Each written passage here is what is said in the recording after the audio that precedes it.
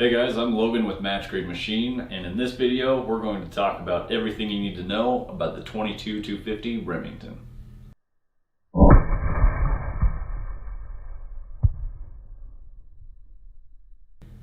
So Match Grade Machine is a barrel manufacturer. We actually manufacture our own barrels here in southern Utah. We specialize in Thompson Center break action rifles for the Contender, Encore, and G2 platforms. What I have in front of me today is an Encore chambered in 22-250 Remington.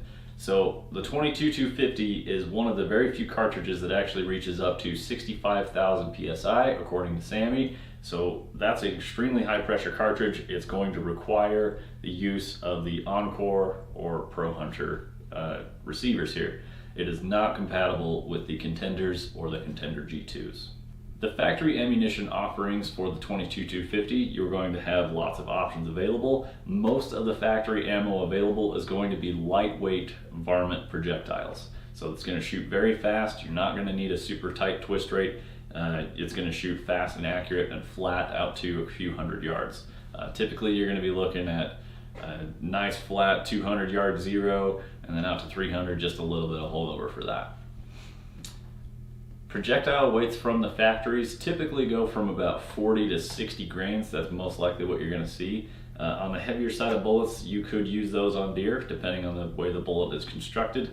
The cost of ammo from the factory is going to be pretty affordable. You can get the lower end stuff from about $13 a box up to $35 a box, $20, just depending on what you're looking for and the type of ammo that you need for it.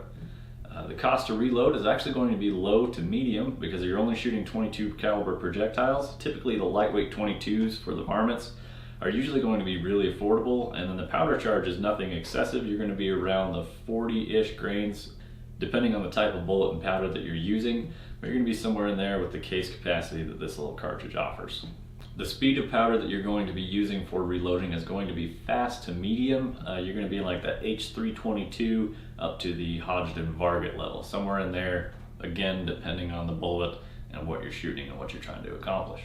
The barrel life on the 22-250 is going to be on the shorter side. Typically the reason that you're going to see a shorter barrel life in a 22-250 is if you're going out varmint shooting and then you do sustained periods of shooting where you get your barrel hot and you continue to shoot, that will degrade your barrel faster than if you just shoot one shot at a time, let it cool. Once you get your barrel hot and continue shooting, that's going to degrade it a little bit quicker. So the barrel lengths that we offer are anything from extremely short pistols out to rifles. For the 22-250, it would make a very comfortable pistol to shoot because of its low recoil. If you're looking for max effectiveness, you're definitely going to want to go with a 24 to 26 inch barrel if you're really going for velocity. 22 would be just fine as well if you're looking for a little bit shorter compact system, but you're going to get great velocities with that, and you're definitely going to have great success out on the field.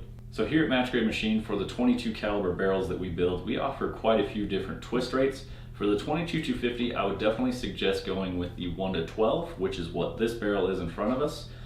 You could also go with a 1-9 if you want to shoot the heavier bullets, like probably up to 75 grain or so. On our 22 caliber barrels, you do have the option to go with a 6 twist, which is extremely fast. And in a cartridge like this, you're going to run the risk of having your bullets separate in flight. We do offer 6.5. I'd say the fastest twist rate you want to go with on something like this is a 7, and that's if you're shooting heavy target projectiles. Typically 1-12, 1-9 with the lightweight bullets up to the 75 grains on the 1-9 twist.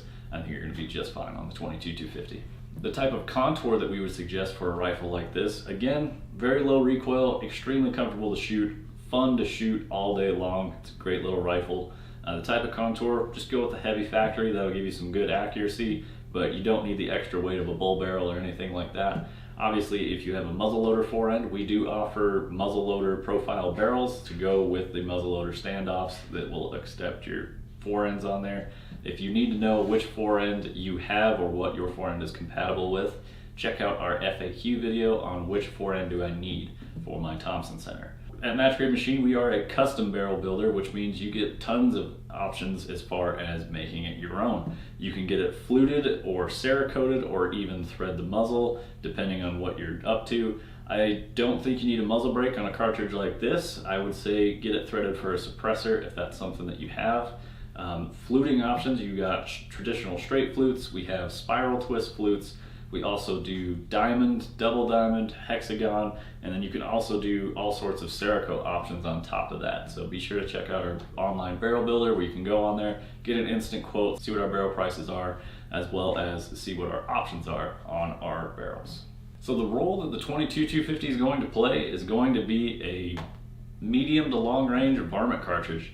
I mean, you're going to get out there 200-300 yards, nice and flat, extremely fast shooting, affordable varmint cartridge, tons of fun. It's an older cartridge, again, it's got that high pressure though. That's how they achieve the high velocities. So it is only compatible with the Encore frames. It's not going to be compatible with the Contender or G2 frames. I greatly appreciate you guys for watching. I hope this was informational. Let us know what you think of the 22-250. Have you guys built one with a tighter twist rate and used it as a long-range target rifle? Let us know down in the comments. We appreciate you guys, and we will see you in the next one.